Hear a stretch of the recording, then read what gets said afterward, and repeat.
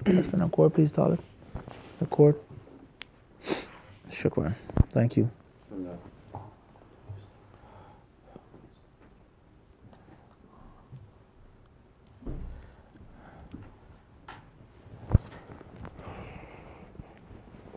Question from online. Abu Abdurrahman, Montreal, Canada. Assalamu alaikum wa rahmatullah wa barakatuh, Sheikh. Is it permissible for a Muslim man to go learn martial arts from a kuffar, especially Asian type, since they mix their one half religion in those martial arts? Barakallahu feekum, 2.5. Wa fikum barakallah. Akhi Abdurrahman. It must be detailed. So yes, it's permissible, and no, it is permissible. Everybody understand this? Martial arts, he said, especially Asian martial arts. Obviously, when you say Asia, that's the biggest continent on earth. I know, I feel what he's talking about. He's probably talking about Far Eastern Asia. Japanese martial arts, Korean martial arts, Chinese martial arts, Indonesian martial arts, Malaysian martial arts, etc. But when you say Asia, that includes what? India, Pakistan. Middle East, parts of the old USSR, all different types of countries when you say Asia, okay? And there are loads of Muslims there, and there are loads of different religions there. Everybody understand this? But sticking to what seems apparent from the question, Korean martial arts, Taekwondo, Japanese martial arts, Karate, Aikido. Everybody understand this? Jiu-Jitsu, Judo, Sumo wrestling. Everybody understand this? The fencing style of the Japanese, whether they're samurai or not. Chinese martial arts, Kung Fu. Everybody understand this? And the list goes on. Vietnamese stick fighting. Everybody understand this? The knife fighting style of the Philippines. And the list goes on. There are tons. All right? However, let's just deal with the main three. Not the main three, but what's apparent from the question of Zahir. When people say think about Asian in the United States, UK is different. When the people say Asian in the UK, they're talking about what? Indian, Pakistan. You say when Asian food, you wanna go to the Asian restaurant. The first time I heard, I was in Yemen.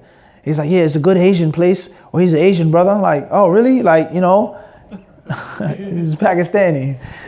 So, you know, like in America, when we say Asian, we mean what? Heck of that, you know. And if you want to get, you know, even more broad brushing, most people, wali other billah, Chinese people, even if from Korea, they Chinese, wali other billah. These Japanese say what? It's Chinese. It's a reality among many people, unfortunately. So anyhow, we say that it varies from school to school, instructor to instructor. There's some instructors that aren't that deep, that don't go that far, and they clearly make a distinction. They clearly make a line between mythology, theology, between custom tradition and actual tangible martial arts. Breathing, stretching, striking, blocking, flipping, tossing, throwing, being thrown, spear play, sword play, darts, stars, etc. Whatever type of martial arts, let alone the greatest type of martial arts, which is the martial art of the mind and of the heart. Self-control. Self-control, patience, forbearance, being bigger than your enemy, inside, cunning, wit, the art of disguise, art of entry, etc. And the list goes on. Ninjutsu, you can't forget that as well. Everybody understand this? And ninjutsu, as a ninjutsu master said, a grandmaster, he says ninjutsu, like all warfare, begins and ends with the mind. Ever forget that? All warfare, but specifically in ninjutsu, he says what? It begins, ends with the mind. So that's the greatest lesson from martial arts. Humility, respect for your teacher, helping the weak. And this goes on under the virtues of martial arts. From the East, from the West, from Africa, from South America, etc. But specifically was monopolized and most famous in the what? The Far East. Japan, Korea, and China. So therefore, there are some teachers that don't mix the spirit world and the Shinto religion, and they don't mix those things. You want to learn how to grapple, you want to learn how to toss, you want to learn judo, aikido, so on and so forth. You don't have to bow to a shrine. You don't have to prostrate on your knuckles for half an hour in front of the founder of this ninjutsu school. You just want to learn the techniques. physical conditioning, self-defense, for security, whatever reason, that's clearly permissible. As far as someone who does mix the aqidah, who does mix the shirk, the philosophy, the mythology, so on and so forth, then it depends. Is it something that you have to do, or is it something that you can avoid and leave off? Even if it means you taking a lower rank. Some martial arts you can't get to a certain status unless you start to believe and practice that shirk, or even sihr, waliyadhu billah. Sihr. Some types of sorcery, waliyadhu billah. You can't master a certain level unless you do it and offer something to the Shinto shrine, the god, the ancestor, the one who made the school 10 generations ago. Well, I would say, okay, no problem. Hypothetically speaking, I'll take a brown belt. I'll take a red belt. If becoming a black belt means that I have to make sujood to you or offer this, I'll be pleased with the what? With the brown belt.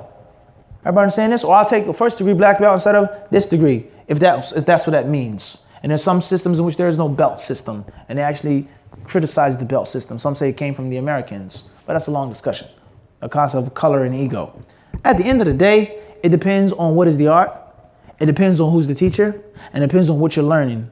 Anybody's welcome in my dojo. Your religious ideals and values and beliefs have nothing to do with you learning techniques, this, that, training, conditioning. If that's the case, then we say what? It's like studying medicine. It's like studying engineering. It's like learning how to box. It's like this and it's like that. Tafadal, it's free, mubah. Allah made everything for the believers on earth. Everybody understand this? If it's mixed with the religion, intertwined with the religion, bowing, prostrating, shirk, kufr, then we say what? No. Or take the amount that you can that's pure and sacrifice the rest. Find another teacher after that. Or create your own style, which every true martial artist is to do. Is to create his own style. Pupil, study for years. Respecting and knowing yourself your teacher. Then you make your what? You make your own style and you get rid of the useless practices. You discard the useless practices, as the great martial arts master said. He said, research your own. Principle number 1. Retain which is useful. Point number 2. Discard that which is useless. Point number 3. And create your own style. Point number 4. And the same applies to talabul ilm, especially hadith disciple. Learn, study, research. Be a student, be a pupil, humble yourself, learn. Don't ask me questions, just listen. Just pay attention. Then take what's clearly beneficial from what I'm telling you.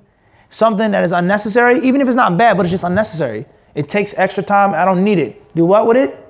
Discard it. And at the end, you make your own discipleism.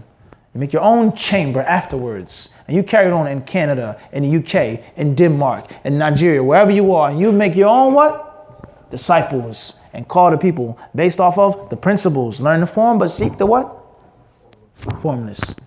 The concept, taqleed. At the end, your job or your goal should be what? Ijtihad. That should be your ultimate goal. It should be mujtahid. But you don't start off as a what? As a mujtahid. Start off as a tadpole in the pond before you become a big mighty frog. Jumping and leaping and catching flies. Hopping from lily pad to lily pad. You start off as a small little black thing with a tail, wiggling around in the muddy bottom of the pond. Everybody understand this? But that should not be your intention to remain. And this is a plague of many students of knowledge, unfortunately. I want to go overseas to be a translator. I want to go overseas to translate for the ulama. I want to go overseas to sit with this brother. Nah, what's this shahada, ya akhi? I want to go overseas and I want to become a scholar. I want to go overseas and I want to learn to make my own. I want to write my own book. I want to give my own fatwa. I want to do this. Everybody understand this? No, you can't do that, ya akhi. The ulama are not some mystical beings, as many people think. They're not beings made from light, some, things floating in space. The ulama, Ibn Baz, Ibn Taymiyyah, Albani, all of these great ulama, one day in their life were what? Tadpoles, just like you were.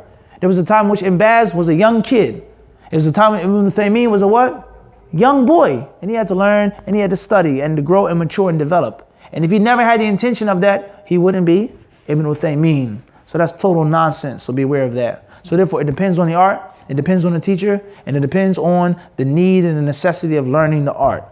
Wallahu ta'ala alam. We'll suffice ourselves with this question tonight. Allah subhanahu wa ta'ala surely knows best.